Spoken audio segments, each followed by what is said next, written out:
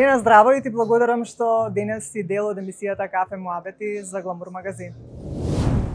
Ти благодарам на поканата, драго ми е мене што сум твоја гостинка и се надевам дека интервјуто ќе не биде интересно, а за гледачите да можат да бидат трпеливи и да го догледаат до крај. Сакала на почеток да ти подарам еден подарок. Благодарам многу. Навистина сум од оние личности кои што сака да добива подароци, а секако се разбира и да подарувам. Тука сакам и да се заблагодарам на нашите пријатели Хунза Веда клубот, но и на останатите пријатели и читатели и гледачи се разбира на емисијата Кафе Муабети, бидејќи нашата мисија е да ја промовираме и поддржуваме македонската музика. Има неколку прашања за овие хунза капки што ги добити на подарок или златни капки како што ги нарекуваат хунзите. Едно најчесто поставуваните прашање од каде доаѓа хунза маслото. Значи, одговорот е дека доаѓа од едно прекрасно место, од Хималаите, каде што живее кралството Хунзи, односно хунзите кои се едни прекрасни луѓе и се дефинираат како феномени, бидејќи животниот нивен век е вообичаено трае преку 100 години. И дека таму не се умира од болест, туку се умира од старост. Токму во ова се состои тајната на нивниот долговечен живот и ти денес ги доби на подарок. Благодарам од се срце.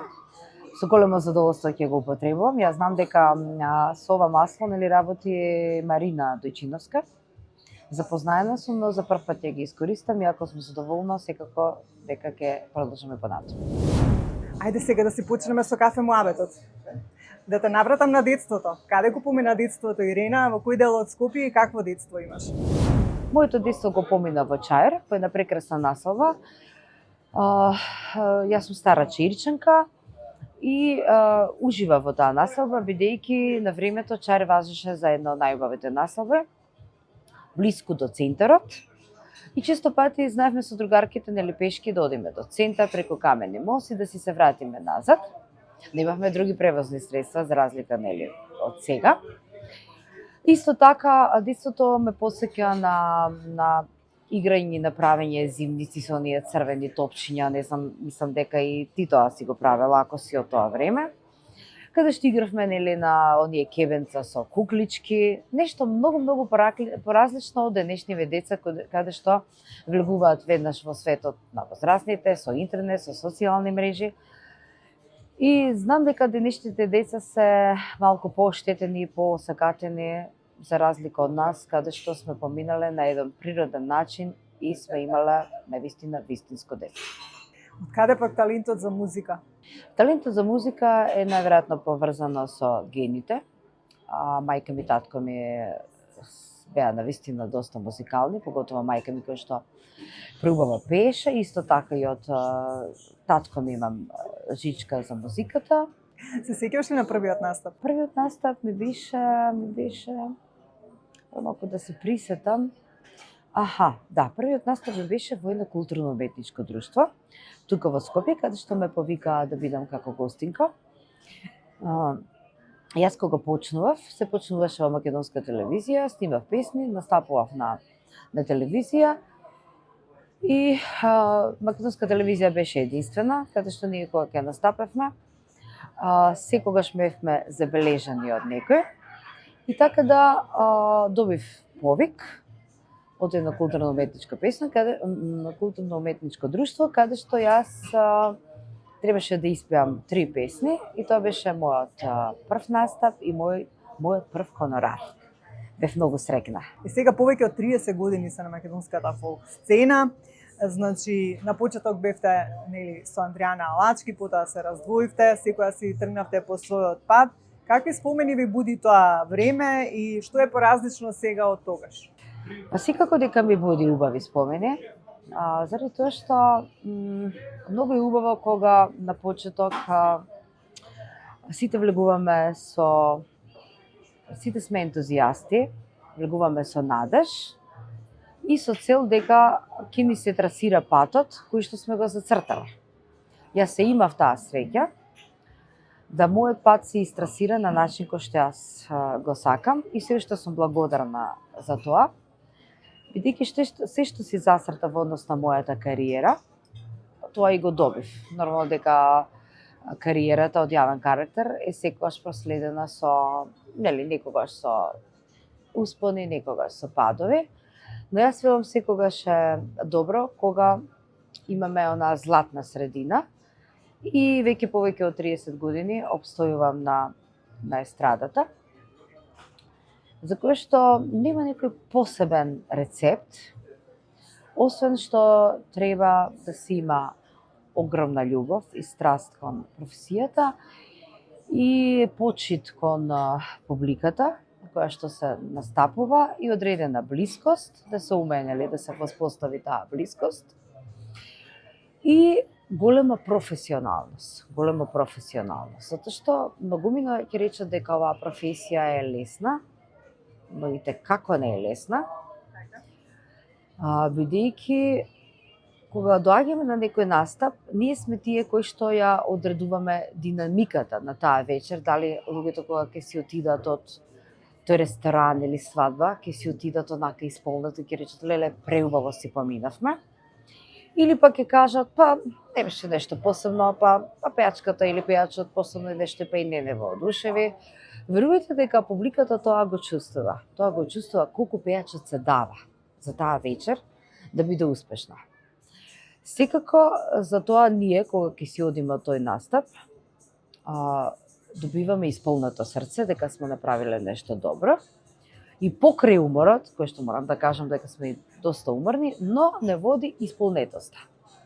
Дека го работиме тоа што сакаме, претежно ве зборувам за мене, го работам тоа што го сакам, и дека публиката едноставно зрачи со една позитивност и ода задоволни дома, и знам дека и повторно ќе се вратат на местото каде што јас настапив. Нема нешто поборо од тоа. Вака сега имаш и една друга професија, знам дека си инструкторка за Б категорија, па да ни опишеш еден твој ден со еден кандидат накратко како се одвива. Да, Виолета, значи јас подолго време работам и како инструктор за Б категорија во автошколата Шкорпион во Реонски центар Аеродром. Оваа професија е сосем поразлична, од мојата прва професија пеењето. Па еден ден, ајде ќе успеам да ви опишам, со тоа што сите денови се различни. Заради тоа што некој кандидат се оспособува од полигон, тоа му е прв час, втори или трет, динамиката потоа продолжува на возење надвор од град, некој кандидат веќе има достигнато да вози во град, така да секој ден ми е различен, но и како ми е интересен, бидејќи пред се работи со млади деца, млади луѓе, кои што желбата да научат добро да возат им е посилна од се. Посилна од се, морам да кажам дека се доста послушни, ќе слушаат моите инструкции. И интересно е тоа што сите на почетокот имаат одредена трема или кажуваат леле кој знае јас дали ќе можам некогаш да возам, заради тоа што сите знаеме дека сообраќајот е крвотокот на градот, каде што секојдневно циркулираат совесни возачи, несовесни возачи, исправни, помалку исправни и сето тоа. И интересно е што кога ќе влезат во сообраќајот се преплашени.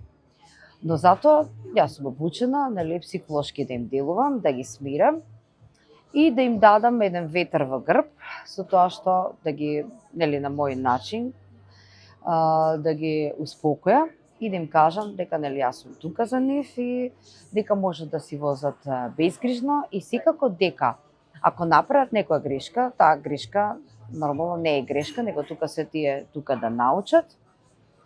И пример, многу ми е интересно кога ќе почнат да возат и од една страна ќе влегуваат од лево коли, од десно. Значи, нашите возачи не се совесни толку и тие се преплашени. И најнаш вика, пазар вака се вози. Затоа еден апел сакам да дадам до сите искусни возачи да имат малку разбирање за автошколите и да не третираат како некој слеп од црево на улиците, туку да се навратат на нивните моменти дека и тие некогаш биле возачи почетници и да им се даде простор на кандидатите да може што подобро, нели, да го совладат возењето. Во секој случај ми е интересно, убаво, си ја сакам оваа професија и најбитно е кога кандидатите ќе положат, верувајте дека јас сум исто среќна како и тие. Сега бидејќи порано некако ќе ве навратам пак на музиката, некако ми се чини дека имаше некој филтер кој може се да биде нели на сцената. Сега кои се предностите, кои се маните на денешното како да кажам појавување на нови звезди, нови имиња, на денешното опстојување на музичката сцена накратко? Па за разлика кога јас почнав, нели како што кажав, имаше една телевизија, имаше филтер кој што мораше да се помине, комисија каде што те оценува колку знаеш да пееш, дали воопшто знаеш да пееш. Меѓутоа, не дека не и тогаш беше лесно, а сега од друга страна кога направаме една паралела, од една страна викам дека им е потешко затоа што не може директно да настапат на телевизија дека не снимаат некоја песна и сето тоа, но од друга страна е полесно затоа што сега некој од младите ако има одреден талент, може веќе да си снима приватно песна и може да си ја пласира на платформите на YouTube и на се, и доколку е плюс и интересен, може за брзо време да котира доста високо. Значи, тоа е предноста. Ние порано немавме YouTube, немавме социјални мрежи, немавме ништо. А сега на младите, да. А сега младите имаат повеќе можности, каде што својот талент може да го искажат и преку социјалните мрежи и да допрат до слушателите и на некој ако му се допадне, значи тогаш формулата е погодена. Веќе долго време сте самохрана мајка. Како е денес да си самохран родител? Успева ли Ирина да се справи со сите предизвици од овој аспект? Па самохран родител, секако знаеме дека ова наша држава дека не е лесно, но доброто е тоа што јас го поминав тој период и доброто е тоа што сум естрен уметник и доброто е што добро заработував и тоа не се почувствував. Сега мојата ќерка има веќе 26 години, е апсолвент на факултетот за мултимедија и графички дизајн. Веќе работи, така да повеќе не сум самохран родител, него Тамара само си заработува, но секако дека јас сум секогаш тука за неа за било што. Сега Тамара многу наликува на вас. Често пати кога ќе ставите фотографија со неа на социјалните мрежи, навистина можеме да забележиме дека навистина е ваша копија. На што ја учевте Тамара во животот? Кои вредности да ги почитува низ животот и кои вредности да ги носи во себе? Па сите ми го зборуваат тоа дека Тамара нормално да ликува на мене. Веројатно сум и мајка, нели? Па вредностите се тие, да биде добар човек пред се, да ги почитува другите луѓе, да ги почитува се што носи душа во себе, дали е човек, дали е животно, дали е птица, дали е другарка, мајка, татко, родител, баба, дедо. И се радувам што Тамара израсна во прекрасно дете, кој што ги има овие морални вредности, кои што треба да ги има секој едно дете. Задоволна сум бидејќи нема никакви пороци. Да речеме послушно дете, беше послушно дете, кој што честопати ги применуваше моите совети. Не дека не знае да и бунтовно, нормално дека секој дете на крај ако со нешто не се сложи ќе се избори за своето нешто, така доста карактерна и можам да си кажам дека навистина сум задоволна. Дали ти си горда мајка пак на Тамара? Многу сум горда мајка, навистина сум горда мајка, тоа е успех за секој родител кога ќе одгледа едно дете кое што мислам и би сакала да биде уште поуспешна и од мене. Ирина, навистина преубаво изгледаш за своите години. Благодарам.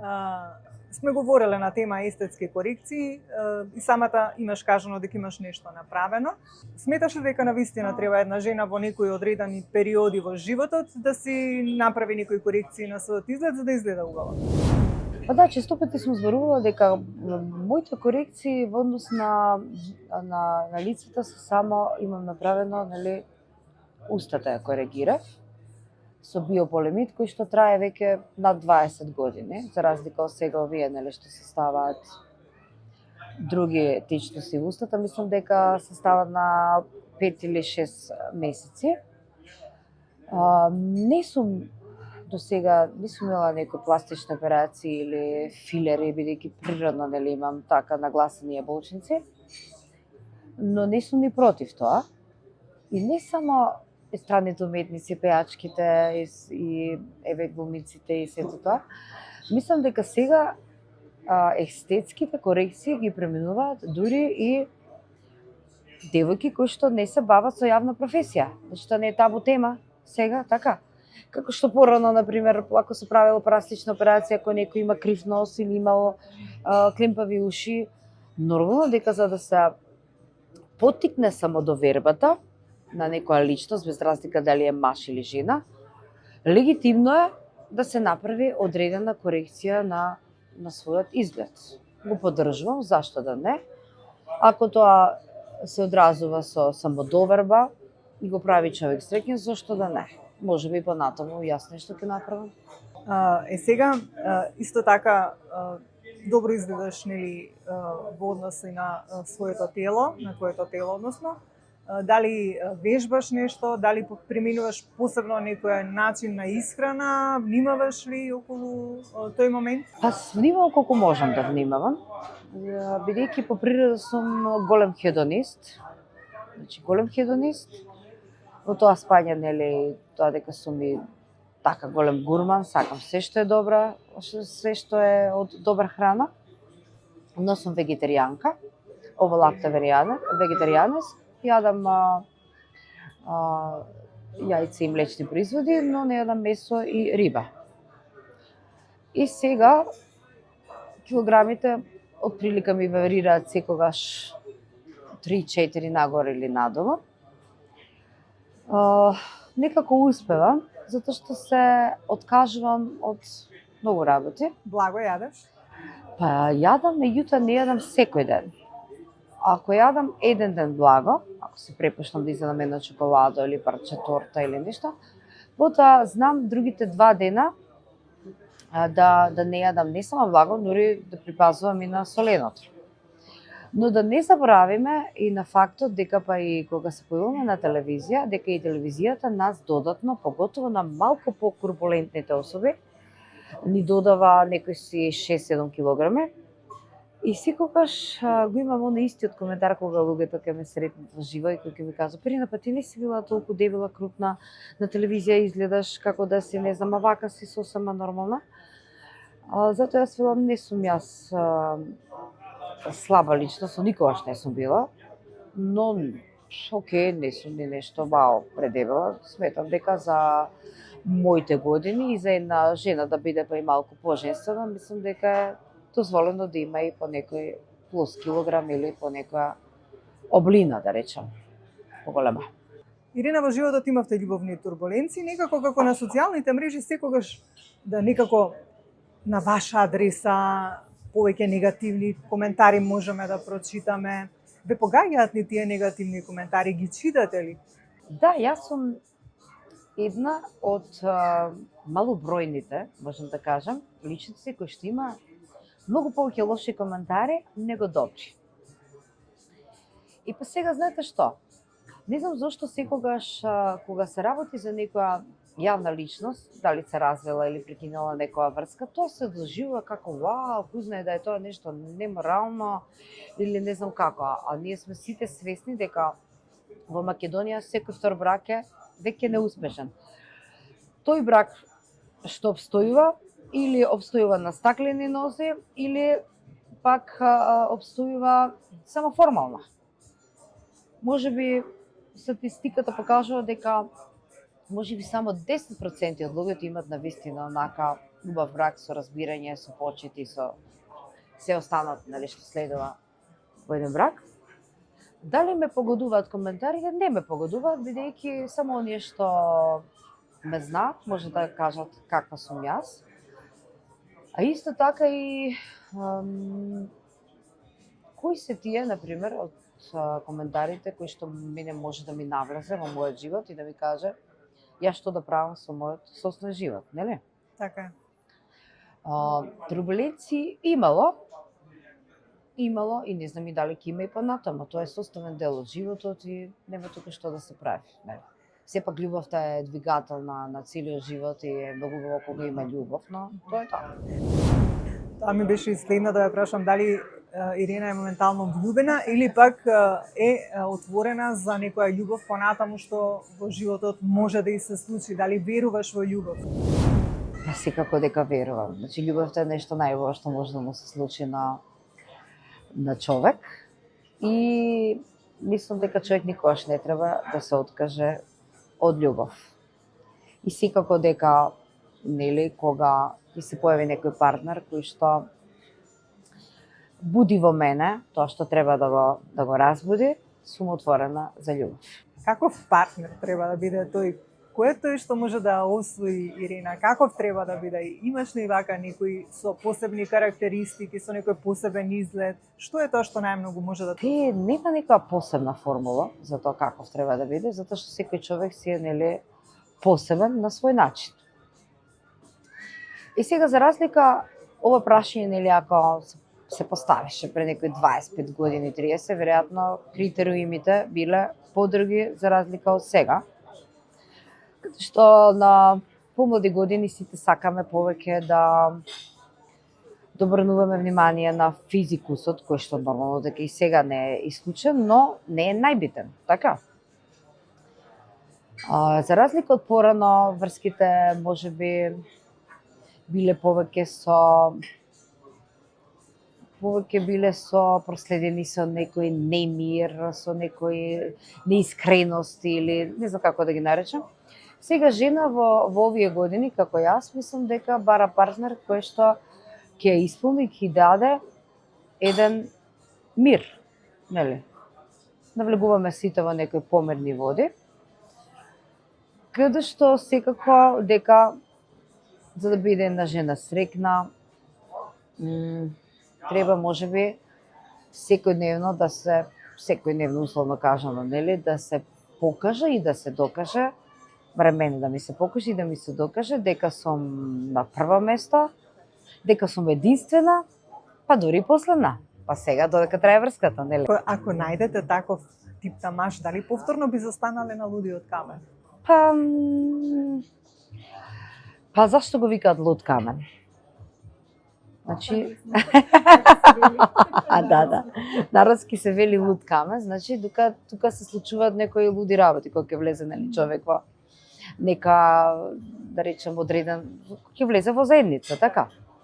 Немам размислувано на таа тема, бидејќи сметам дека човек и да најде партнер не мора да живее заедно со него, бидејќи е подобро да се ужива во убавите работи, да се искусуваат и иако не се во брак, нели? И сега кога станува збор за врски, за односи помеѓу нели маж и жена, секогаш мора едниот да доминира. Дали сакаш да бидеш ти таа која што би доминирала или пак можеби партнерот? Интересно прашање, бидејќи пак ќе кажам со тек на годините не ми е битно да доминирам јас, него ми е битно да постои еден одреден баланс. Дури некогаш сакам и мажот да доминира, заради тоа што со тоа се потврдува неговата машкост. Значи да биде секогаш буден, да дава иницијатива, да не бидам се јас таа која што нели ги подредува работите. И доколку јас доминирам, нели, не тоа да биде јас сум таа што ќе кажам така како што треба да биде, него меѓутоа тоа да се каже со еден поблаг начин и да биде, например, да бидам јас на мажот ветер во грб, да се чувствува посилен, дека едноставно сум тука за него. А пак од мажот, спрема мене се очекува да биде на жената како еден панцир, нели, пред неја и да ја штити од разни работи кои што доаѓаат и кои што не дај Боже можеше да ја повредат. Сакам искрени мажи кои што не лажат. И не за тоа што лажат, него работат тоа што одма ќе го фатам дека лажа и после тоа него ќе му биде неугодно дека ме излажал. Сега кога станува збор за љубовта, често пати можеме да ве видиме како се грижите за некои улични миленичиња, без разлика дали станува збор за куќиња, им давате храна на куќињата, дали пред зграда, дали на некоја бензиска, често пати можеме да ве забележиме. Каде толку љубовта кон уличните миленици? Уличните куќиња посебно ги сакам, бидејќи јас пред 10 години ја земав мојата Луна, значи прекрасно бешонче, кој што веќе е рамноправен член во нашиот дом. И можем да кажеме кога ја земав Луна, ми се разви чувството и за уличните животни, кои што посебно ги сакам, бидејќи сепак немаат дом, немаат топол дом. Да, може да ме сретнат, веројатно и ти си ме видела некоја бензиска, каде што точно знам дека на оваа бензиска има 2 кученца, морам да поминам да ги нахранам. Или, еве сега, како што работам ова работа како инструкторка на полигон, имаме тамо некои кученца, потоа пред зграда имаме 12 мачиња, кои што јас и керка ми ги храниме.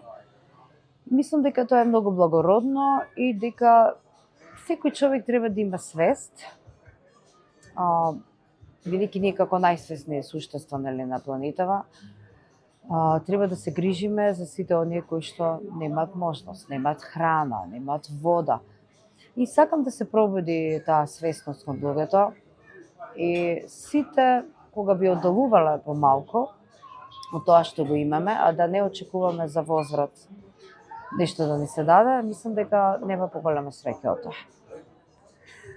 Ирина, кога стана збор за музиката, има ли нешто ново на музички план? Што спремаш? Подготвуваш некоја песна? Искрено да бидам, планирам сега во месец април да изведам една нова песна, која што се припрема, се крчка. Тоа ќе биде новата песна, а во однос на настапите се настапувам нормално, секој петок сабота, тука во Македонија. Исто така, сега за празникот Свети Трифон и Валентајн одам во Германија, во ресторанот Мезебар, каде што ќе појавам на нашите македонци во диаспората и биде така една балканска забава, па добро дојдени се сите луѓе од сите националности. Имаме една рубрика или, дали си спремна да извозиме така на крај некако? Може? Зашто да не? Бака сека, кога би морала да бираш или пари или љубов, што би одбрала? Љубов. Дали повеќе би сакала да бидеш дебела и срекна или слаба и несрекна? Дебела и срекна. Дали силикони или природни гради? Природни. Дали крупни или ситни мажи? Крупни. Врска за една вечер или сериозна врска? Сериозно се разбира. Постари или помлади мажи? Ни постари, ни помлади. Таман, амак, да. Кога сега би ти понудиле некој убав хит, а треба да го снимиш во дует со некој од твоите колешки, дали тоа би била Елена Белевска или Благица Павловска, мораш една да одбереш? Што знам? Елена Белевска. А исто пак ти нудат дует, исто, добар хит со ваш колега од фолк естрадата, дали би одбрала тоа да биде Благоја Груевски или Душко Георгиевски? Душко Георгиевски. И сега треба да снимаш спот. И треба да биде вклучен еден од овие двајца актери кои што ќе ги посочам. Значи, дали би го одбрала Никола Ристановски или Васил Зафирчев? Васил Зафирчев. Толку е од или. Ирена, ти посакувам во сето она што еве следи во оваа година, еве сме негде уште на почеток, дека е втор месец, да имаш успешна година, да бидеш здрава, жива, да бидеш, како да кажам, умана во однос на уличните животинчиња и сето она што посакуваш да се исполни. Ти благодарам многу за денешниот кафе муабет. Ти благодарам од се срце и на тебе. И сега како за крај само би сакала уште еднаш да се заблагодарам на Хунза Веда клубот и на сите наши останати пријатели, а за сите оние кои што сакат пак повеќе нешто да видат во однос на нашите пријатели, ќе можат да го видат тоа во описот под видеото на дадените линкови.